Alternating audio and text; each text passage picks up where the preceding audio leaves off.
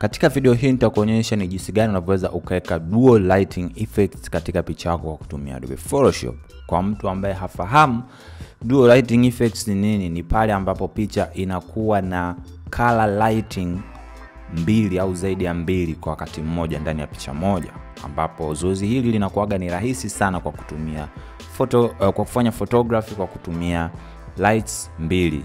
Je, kama hauna unafanyaje? Unaweza kutumia Photoshop. Kwa hiyo jiunge nami mwanzo mpaka mwisho wa video hii uweze kujua unawezaje kufanya effects hii na ukaifanya picha yako ikawa na muonekano mzuri zaidi.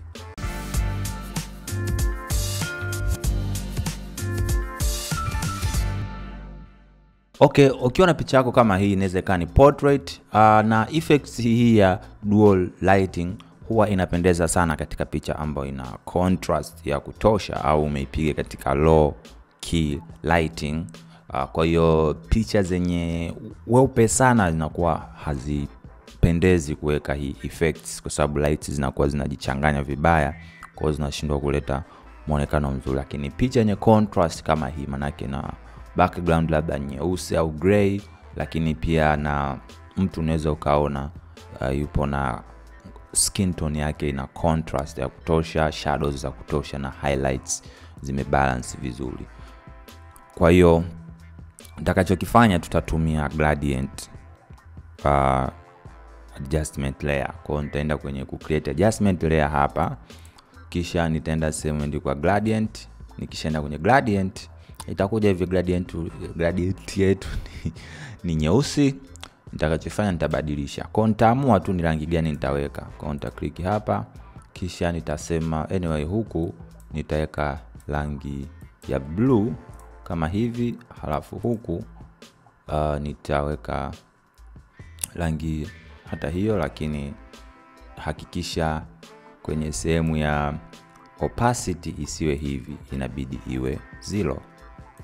Baada hapo nitaweka okay, nitarudi huku kwenye angle nitaweka 0.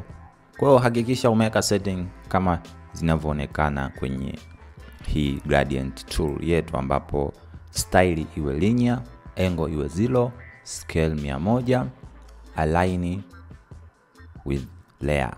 Nitaweka okay. Kwa hiyo hii ni light ya upande wa huku. Rename hii, nitaandika left light kama hivyo. Nitaduplicate hii layer, kisha nitaiandika right light kama hivi.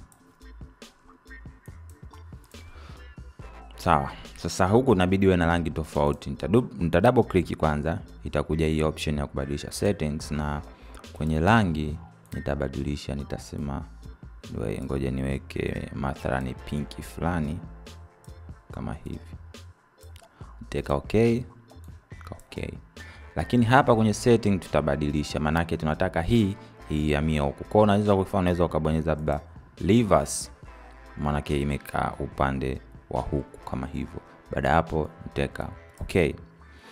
Sawa, rangi zinaonekana vizuri lakini hazijajichanganya kadri tunavyotaka sisi iweze kukaa vizuri. Kwa unachotakiwa kukifanya ni kwenda kwenye blending mode na kubadilisha, ambako kutoka kwenye normal utaweka color na huku normal nako utaweka color. Kwa itakuwa kama hivi.